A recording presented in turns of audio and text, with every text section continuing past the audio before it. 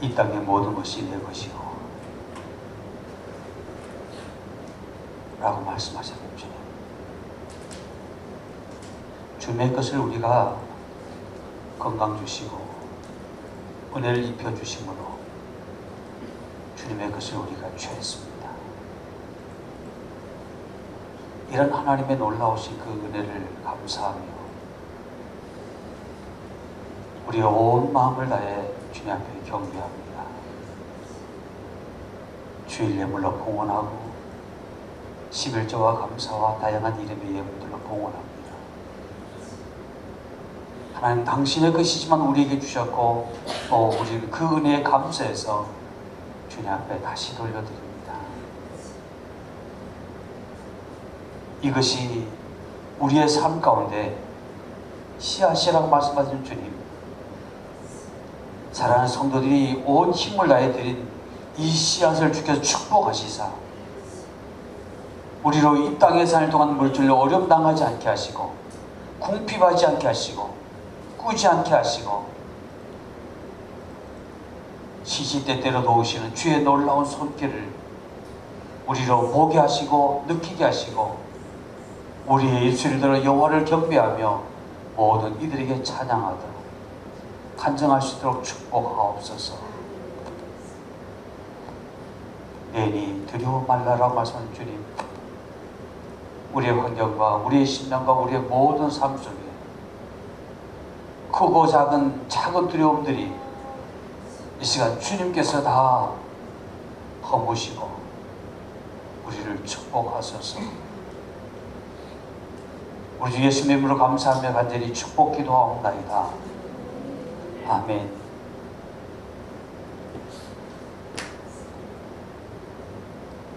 하나님 말씀 사도행전 20장입니다.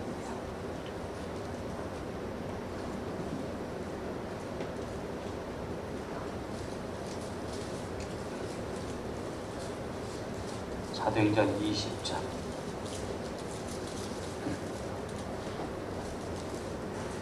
7절, 8절, 9절 말씀 함께 공동에 하겠습니다. 그 주간의 첫날에 우리가 덕을 대리하여 모였더니 바울이 날 떠나고자 하여 그들에게 강론할세 말을 밤중까지 계속하며 사람의 불을 많이 켰는데 이도고라는 청년이 창에 걸터 앉아있다가 입이 졸더니 바울이 강론하기를 더 오래 하며 소름을 이기지 못하여 삼층에 뜬 직원을 일으켜보니 죽었는지라. 아멘.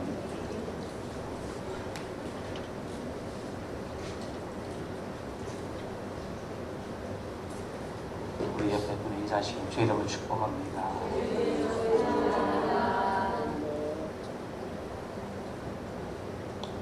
하나님께서 우리에게 주신 특별한 은혜, 그 특권이 있다면 바로 나는 가진 것도 없고 아무것도 아닌 것 같지만 하나님도 우리에게 남을 축복할 수 있는 권한을, 능력을, 은혜를 우리에게 입혀주셨다는 겁니다. 그래서 이 주의 역분제의 베푼하고 더불어서 주의 이름으로 축복합니다 라고 함께 인사를 나누었습니다.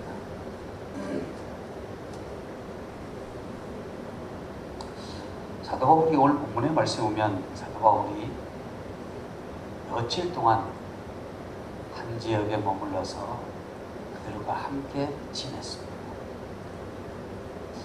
이제 내일 떠날 날짜인데 이제 내일 떠나기 앞서서 모든 이들과 더불어 함께 예배하는 그 예배의 장면이 오늘 이 말씀 속에 기록되어 있습니다. 그 드로아에 살고 있던 사람들은 성경에 보니까 그들은 정기적으로 모였다라고 하는 것을 볼 수 있습니다. 저들은 정기적으로 모였다는 그 말은 저들의 삶 속에는 항상 경건한 삶을 이어갔다라고 또한 표현할 수 있습니다.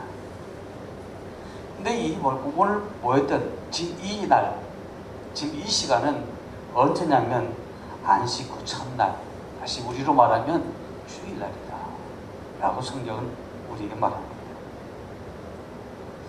초대교회는 제일 처음에는 회당을 중심으로 해서 기독교 교인들과 또한 유대인들이 함께 예배를 드렸고, 또 장소는 같은 장소지만 시간을 달리해서 예배를 드렸습니다.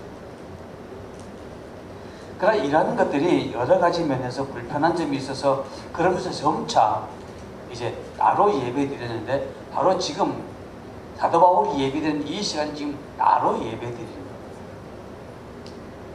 근데 사도 바울이 예배드리는 이 때의 그 시대적인 배경을 보면 교회가 없었습니다.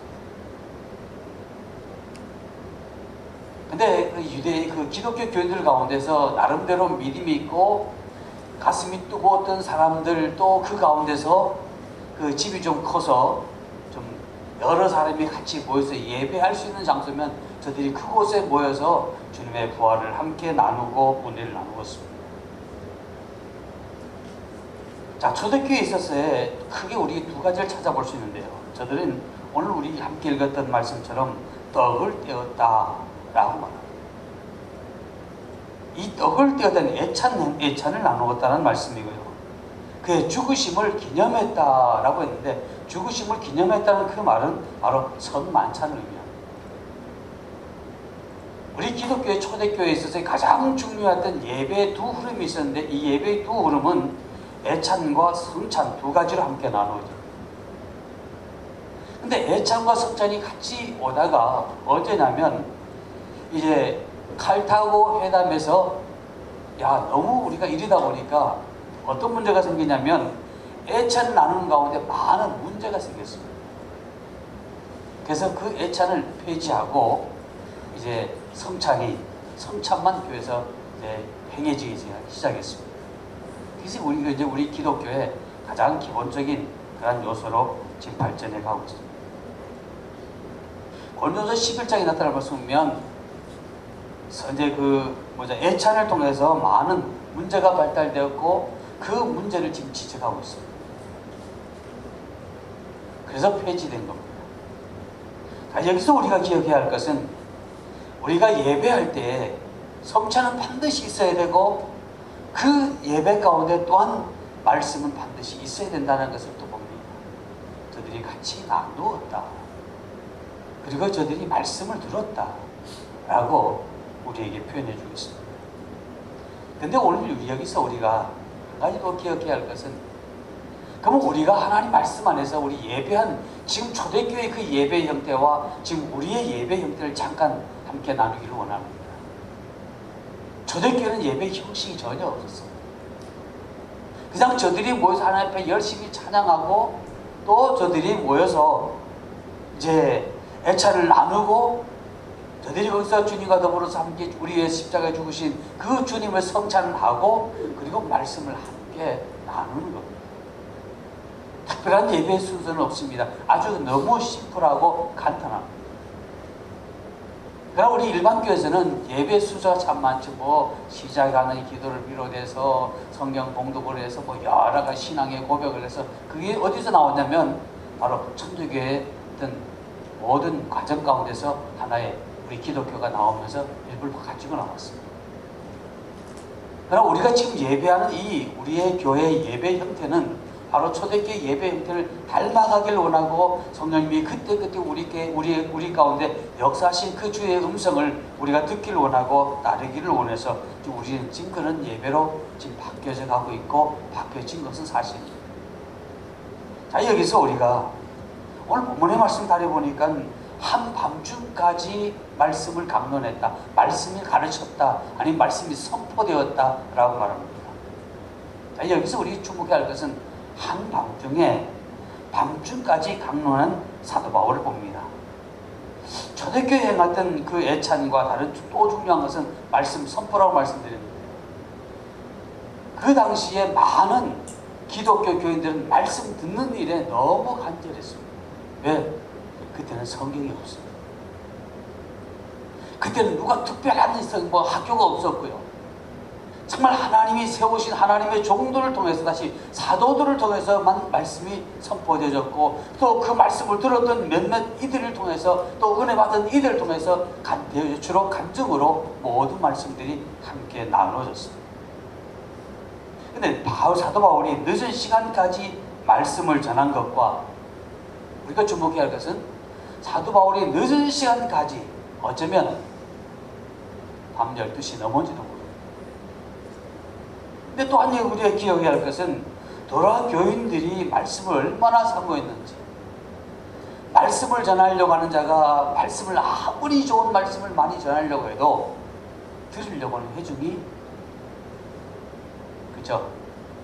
들으려고 하는 회중이 그 말씀을 받아들이는 자세가 못되시면 말씀을 전할 수 없는 거예요. 그래서 하나님의 말씀은 선포자가 있어야 되고 또 듣는 이가 같이 있어질 때 이 둘이 함께 어우러질 때 하나님의 역사는 강하게 나타난 줄을 믿으시기를 주님으로 축복합니다. 자, 오늘 말씀의 제목은 신앙의 성숙함입니다. 신앙의 성숙함을 통해서 첫 번째 드리고 싶은 말씀은 밤중까지 말씀을 선포한 사도 바울이 쓰신 말씀을 드리려고 합니다. 신앙의 성숙함은 어떤 곳에서 나타날까? 오늘 주일 예배 낮 시간이 아니라면 여러분에게 다 여쭤보고 싶어요. 신앙의 당신은 여러분의 신앙의 성숙함을 과연 기준을 어디에 두십니까? 많은 이들이 생각하기를 신앙의 성숙함에 대해서 다 각자의 모습은 다 다를 거예요. 생각의 차이. 어떤 얘기합니다. 신앙이 성숙하면 열심히 봉사하고 헌신하고 일하니까 열심히 봉사하고 일하는 사람이 신앙의 성숙함일 겁니다 라고 말할 수 있을 겁니다. 그러나 언젠가 제가 여러분의 그런 말씀을 드렸을 겁니다. 시골에 어느 한 장로님이 계셨는데 그 시골에 있는 장로님이 열심히 교회에 일하고 봉사했는데 그분이 돌아가실 때 그 교회에 계시 담임하는 그 전사님이 괜히 그 장로님에게 장로님, 하나님이 예수님이 우리 위해 십자가에 돌아가신 거 믿으시죠? 라고 하는 말씀을 참 물어보고 싶다는 거예요. 아니 여러분 가만히 생각해보세요. 장로님에게 그걸 묻는 말이 있을 수 있는 얘기입니까? 없는 얘기입니까? 없는 얘기. 왜? 교회 장로님쯤 되셨으면 그것은 이미 기본 바탕입니다. 근데 그 전사님의 마음속에 그것이 그래서 그 얘기를 참아 못하고 집에 돌아왔고 이제 다음 날 가서 이제 3일장을 지내는데 그 다음 시간이 가면 또 크게 불같이 일어나는 거예요. 시간이 가면 갈수록 집에 와도 교회 가도 어디 가도 그 말씀이 불같이 일어나는 겁니다. 그래서 이제 그 장로님이 임종하시기 전에 이제는 아니다 싶어서 그 얘기를 장로님 이제 하나님 앞에 가실 텐데 주님 기억하시지요? 라는 말을 했습니다. 그 장로님 하신 얘기입니다. 주님이 누굽니까?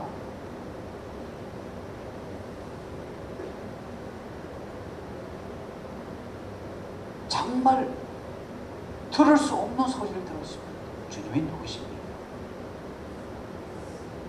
그래서 이 전사님이 주님은 우리의 십자가에 못 박으시고 죽으셨을 분입니다. 그분은 우리를 위해서 죽으셨고 그리고 그분을 믿기만 하면 천국 갑니다. 그 왜 하나님께서 그 전사님에게 그 말씀을 끊임없이 주셨을까요? 그리고 어쩌면 그 전사님이 장로님이니까 어디를 다 아시기 때문에 그냥 지나쳤다면 세상의 삶은 죽은 후의 삶은 어떻게 됐을까요?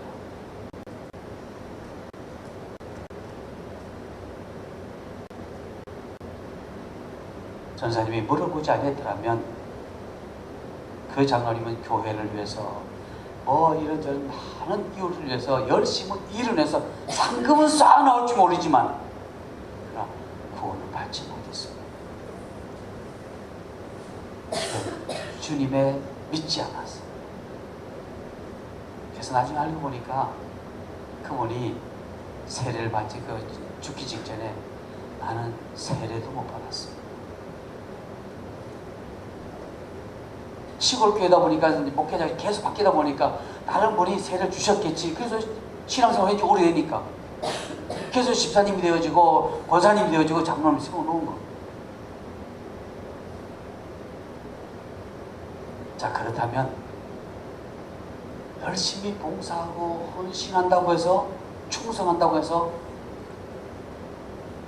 신앙이 좋은 사람일까? 성경은 또 우리에게 말합니다. 마리아와 마르다에서 말합니다. 마리아도 마르다도 주님을 끔찍이 사랑했습니다.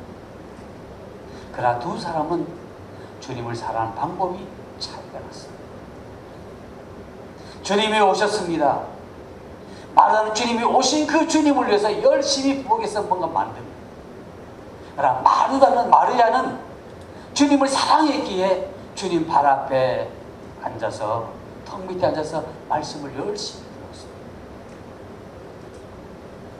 여러분, 주님을 사랑했다면 오신 주님, 그동안 힘드신 그 주님, 이제 피곤하신 주님, 지쳐있는 그 주님을 위해서 음식을 만드는 것이 정상일까요? 아니면 턱 밑에 앉아서 말씀을 듣는 게 정상일까요? 많은 이들은 첫 번째, 주님 필요하실 텐데 좀 쉬게 하셔야지. 그리고 그냥 뭐 음식을 좀 해야지. 그리고 기운을 회복하게 해야지. 그것이 먼저일 겁니다. 마르다는 첫 번째를 택했습니다. 마리아는 두 번째를 택했습니다. 근데 마르다는 분주하고 일은 많은데 돕지 않은 동생이 미웠습니다. 화가 났습니다. 주님께 일러줍니다. 주님, 제 주님 앞에 물어 앉아서 그냥 말씀드리고 밖에 나와서 주님 위해서 좀 일하도록, 음식을 준비하도록 좀 도우라고 좀 말씀해 주세요. 왜 내 말 제가 잘 안 들어요? 라고 주님께서 마리아에게, 마리아야, 언니 말이 맞아. 내가 힘들어서 지쳐있는 음식을 만든 네가 나 좀 도와주려 했으면 얼마나 좋았겠어. 주님은 말합니다. 마르다야, 마리아는 너보다 더 좋은 편을 선택했다. 이 말씀은 곧 뭘 말할까요? 주님께서 공생애를 시작하시기 전 40일 금식하시고 사단에게 시험 받으려 광야로 나가셨을 때에 그 사단이 예수님 앞에 나와서, 배고파 있는 허기진 예수님 앞에 나와서 이 돌을 하나 주면서 이 돌을 가지고 떡을 만들어 먹으라고 내어놓았던 그 주님의 그 답을 지금 마르다에게 가르쳐주고 있는 겁니다. 주님의 목적은 먹고 마시는 데가 목적이 아니라 하나님의 말씀입니다. 사람이 떡으로 사는 것이 아니라 여호와께 주신 그 말씀으로 먹고 살아있는 그 말씀을 지금 마르다에게 지금 말해주고 있는 거예요. 우리가 설교 말씀을 듣고 성경 공부하는 것도 그만큼 중요하다는 것을 우리에게 얘기해 줍니다. 그러나 여기서 우리 하나 더 중요한 것은, 우리가 나가서 봉사하고 헌신하는 것도 중요하지만 말씀 듣는 것이 더 중요하다. 그러나 말씀 듣는 것보다 더 중요한 것은 우리가 말씀대로 나가 사는 거라는 얘기예요. 말씀대로 실천하는 겁니다. 말씀을 나가서 대언하는 겁니다. 이게 주님께서 우리에게 지금 말씀하시고자 하는 그런 의도인 겁니다. 사도 바울은 내일 떠나야 합니다. 요사이처럼 교통편이 좋아서 비행기를 타고 가는 것도 아니고, 차에 몸을 싣고 그냥 편만 끊으면 가는 것도 아니고, 걸어서 가든지 아니면 나귀를 타고 가든지 그런 삶. 그럼에도 불구하고 사도 바울은 하나님의 말씀을 사모하는 그들을 위해서 한 늦은 시간까지 말씀을 강론했다라고 말합니다. 저는 이 말씀을 사실 준비하면서 하나님 앞에 참 하나님 죄송합니다 라는 그런 마음을 갖습니다. 우리가 이 사역을 처음 받아들이면서 하나님 말씀을 할 때, 여러분이 말씀을 사모할 때 정말 늦은 시간까지, 자, 우리 홍 목사님께서 그냥 말씀을 전하지 못해서 뭐 한 사람처럼 그러냐고 할 만큼 교재를 만들기 바쁘게 그것을 뭐 한 2시간, 3시간 걸쳐서 해야 할 거를 그냥 한 가는 시간에 그것을 다 해야만 속 시원하는. 또 그때는 여러분 또 마찬가지로 그 말씀이 시간이 1시간, 2시간, 3시간 지나가도 여러분들 그 말씀을 강론하며 그 말씀을 듣고 아멘하며 받았던 그 시간이 그립습니다. 지금 초대교회 교인들은 그런 마음, 우리도 지난 날에는 초대교회들과 같이 그런 마음이었습니다. 근데 지금은 좀 아닌 것 같아서 제 마음이 하나님 죄송합니다. 제가 그러지 못하고 우리 사는 성도들이 그러지 못합니다라고 얘기해 보았습니다. 제가 이 말씀을 여러분과 함께 나누는 것은 이제 우리도 신앙의 성숙함을 가져왔습니다. 말씀을 전하는 자가 말씀을 받는 자들이나 그 말씀을 사모하는 그 열정이 다시 한번 저와 여러분 속에 불같이 일어나시기를 주의 이름으로 축복합니다. 두 번째로 드리고 싶은 말씀은 본문 말씀 속에 삼층 누각에서 떨어진 유두의 얘기입니다. 저들이 말씀을 너무 사모했는데, 저들이 말씀이 너무 좋았는데, 근데 이 유두고라는 청년은 청년이니까 뭘 했겠어요? 일했겠죠. 낮에는 열심히 일하고 분주하게 열심을 해서 살았습니다. 그래서 저녁 시간에 지금 교회에 왔습니다. 근데 말씀을 했는데 말씀 왜 잠이 안 오겠어? 열심히 더운 날씨에 열심히 수고했는데 왜 졸지 않겠습니까? 뭐 일하고 그냥 왔겠습니까? 저녁 식사하고 왔겠죠. 그래도 우리 밥 먹은 후에 보면 당연히 저면 유도고가 할머니 말씀을 사모하지만 하루 종일 피곤했었고 밥 먹 식후라 저 또한 힘들었고 잠이 왔을 겁니다. 유도는 졸기 시작합니다. 그러다가 떨어졌다 라고 말합니다. 요즘 우리 교회는 어떻습니까? 자본주의 발달로 인해서 그냥 교회 이름은 많으면 되고 성도들이 그냥 복을 받아서 그냥 교회 헌금만 많이 하면 되고, 또 그런 사람이 있는 교회는, 있는 목사는 그냥 어깨를 펴고 다니고, 교회는 작고 교회들이 없고 그냥 경제적으로 여러 가지 어려운 교회 목회자는 그냥 매일같이 보면 어깨가 축 처져서 힘이 없고 그런 시대에 우리 살고 있습니다. 그리고 목회자들끼리 모여서 보면 좀 있는 교회들은 목회자는 그냥 앞에 나와서 큰 소리 치고, 작은 교회 목회자는 아무 말 없이 그냥 가만히 앉아있기도 하고요. 이것이 오늘 우리의 현실. 이건 목회자의 현실뿐 아니라 교회 안에도 마찬가지입니다. 오늘 많은 성도들은 주를 위해서 희생하고 수고하고 애쓸 생각을 하지 않고 그냥 편안하게만 신앙생활을 해요. 그래서 여러분이 나가 전대 보시지만 어느 교회인데요, 우리 어디죠 이게? 무슨 아파트? 월드비행 앞에 있는 월드 프라자 그 4층인데요. 그럼 벌써 그분들이 뭘 생각하는지 아십니까? 개척교회. 처음에는 호감이가 교회 전도하니까 내 이제 교회 좀 나도 가야 되겠다는 마음이 있다가 호감에 갔다가 4층이라 그러면 개척교회. 그래서 어디로 간지 아십니까? 대학교회. 큰 교회로 가요. 왜? 부담스럽다는 거예요. 정말 여러분은 정말 축복받으시길 주님 축복합니다. 큰 교회 가면 내가 안 나가도 괜찮아. 부담이 안 돼.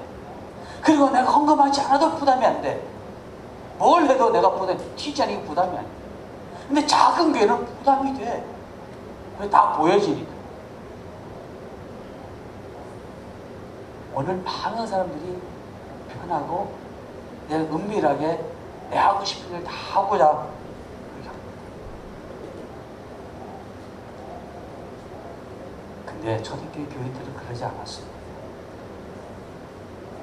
저들은 오직 하나님의 말씀, 저들은 오직 하나님의 말씀을 듣기를 원했고, 저들은 오직 그 하나님의 말씀을 나의 삶을 통해서 나타내기를 원했습니다.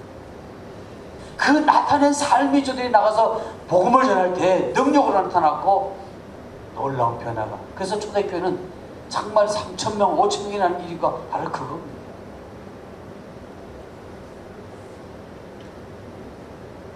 저는 힘들었습니다. 지쳐 있습니다. 근데 그 지쳐 있던 그 유도가 떨어져서 어떻게 됐습니까? 여러분 읽었던 말씀처럼 죽었습니다. 자, 우리가 예배드린 장소가, 저는 혼자 생각했습니다. 이 말씀을 준비하고. 우리가 예배드린 장소가 없어서 이제 여러분 2층 다락을 가지고 있는 그런 집입니다. 그럼 이제 제가 1층에서 설교하고 여러분 말씀이 막 들으려고 2층이 약 난간에도 좀 앉아있고, 왜 좁으니까 거기다가 졸다가 너무 열정이 강해 졸다가 여러분 떨어져서 죽었다. 어느 한 번.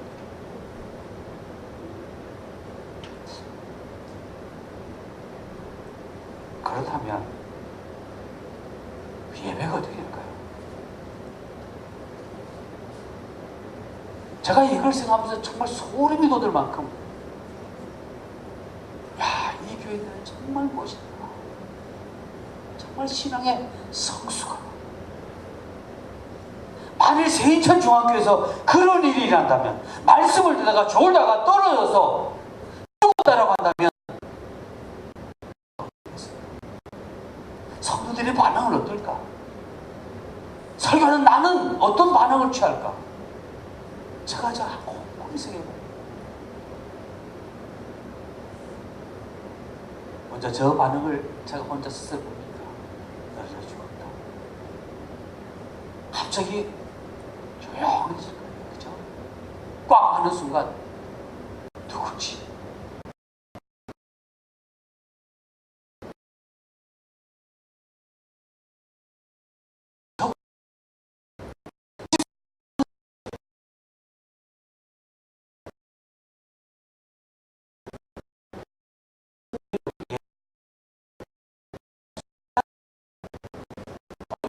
이제 우리 교회는 참 대단하신 겁니다.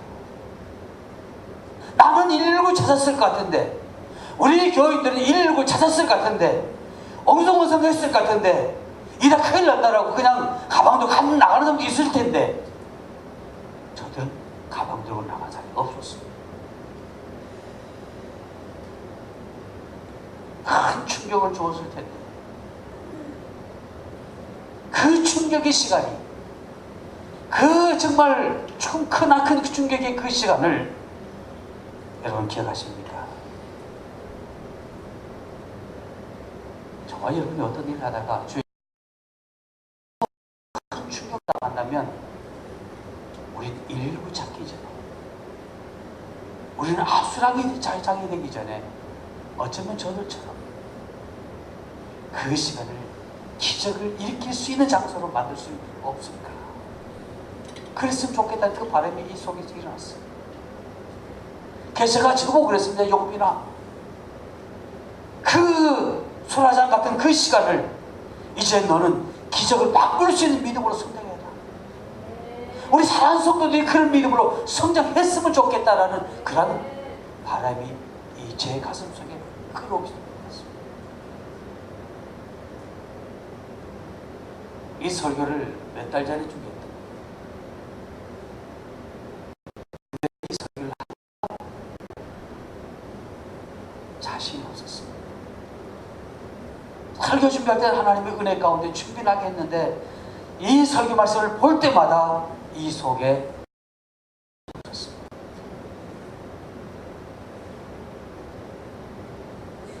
근데 어젯밤 하나님이 이 말씀에 대해서 제 마음속에 주신 것이 있습니다. 그래, 이제야 결단할 시간이다.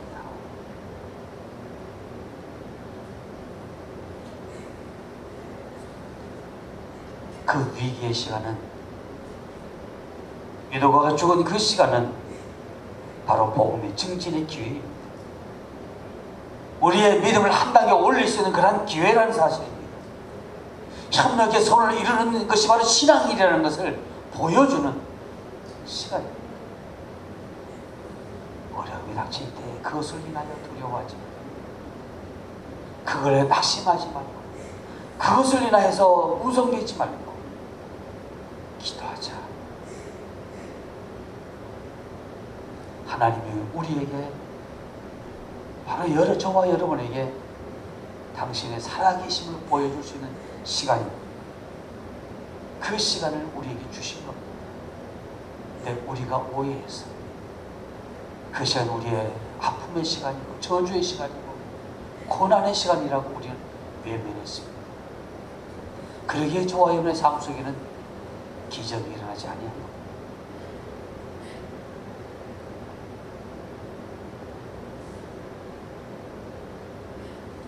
세 번째로 들으신 말씀은 말이 될 때까지 그 사도 바울의 그 모습을 봅니다. 분명히 우리가, 여러분이 오늘 읽지는 않았습니다.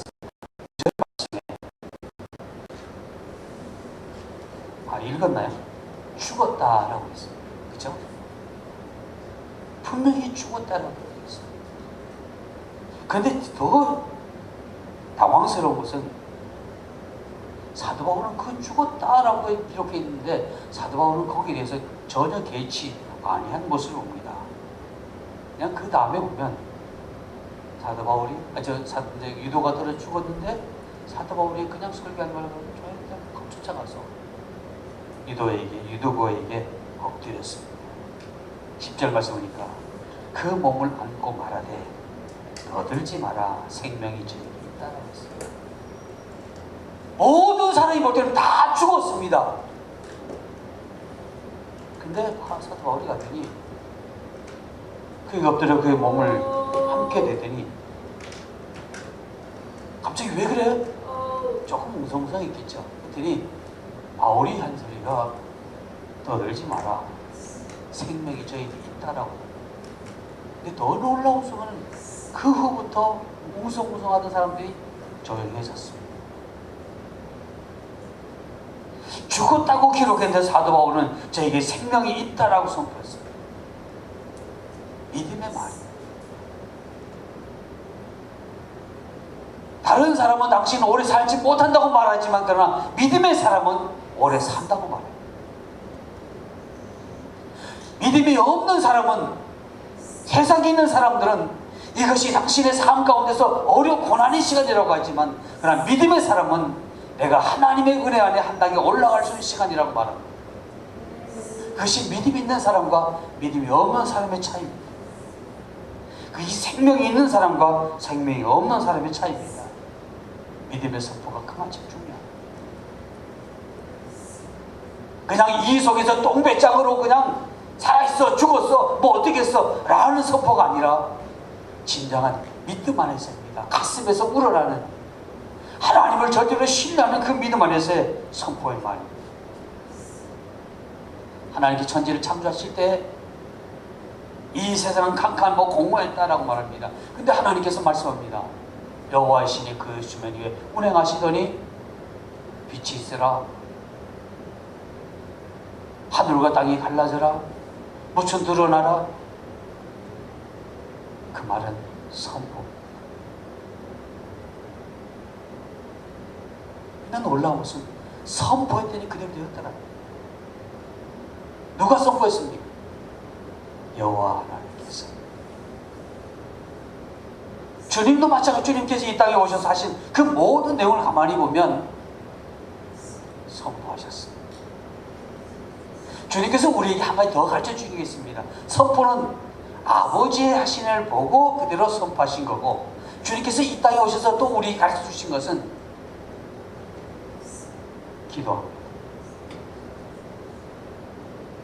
말씀의 선포와 더불어 안수 기도,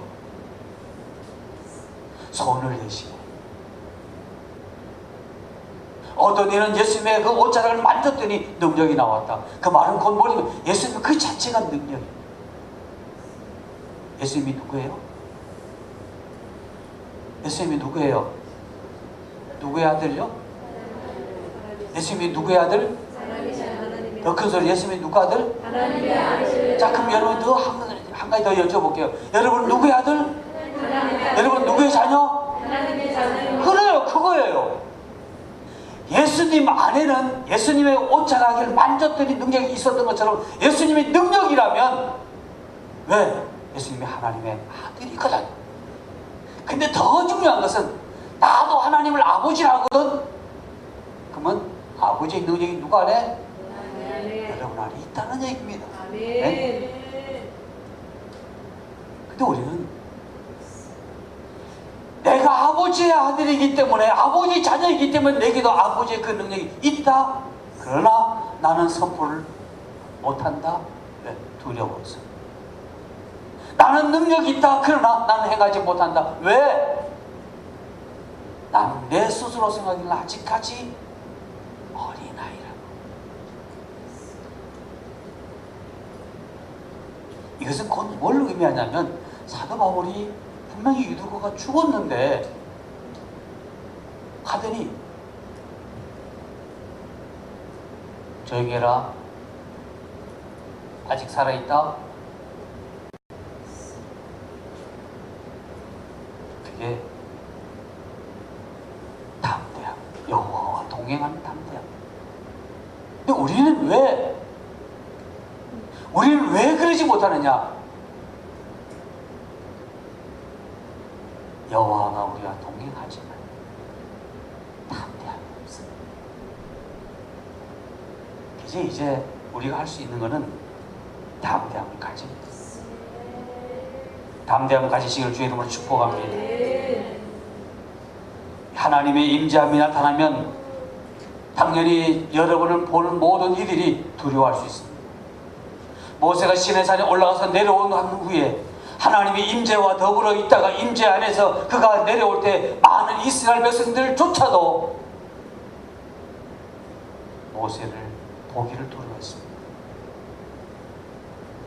하물며 세상 사람들이야 오직 있겠습니까?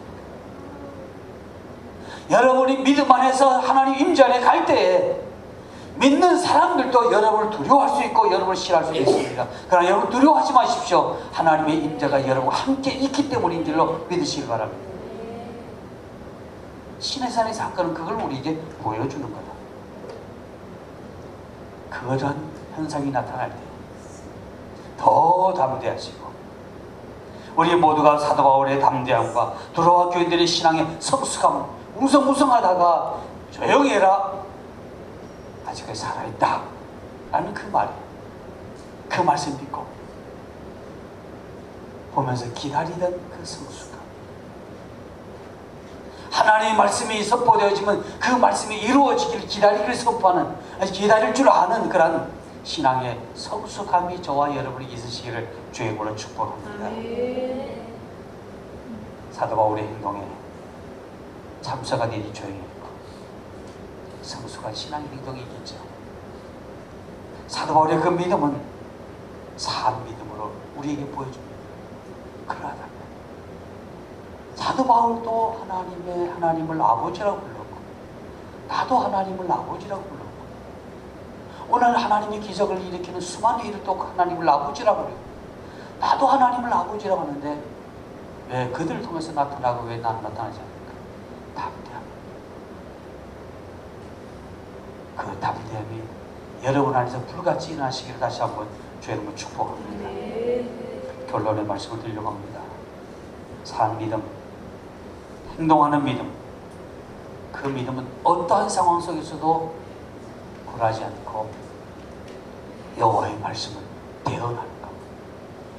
다시 믿음을 선포하는 겁니다. 어떠한 위기 상황이 난다 할지라도 그 위기 상황을 반전할 수 있는 것이 담대함과 대언함입니다.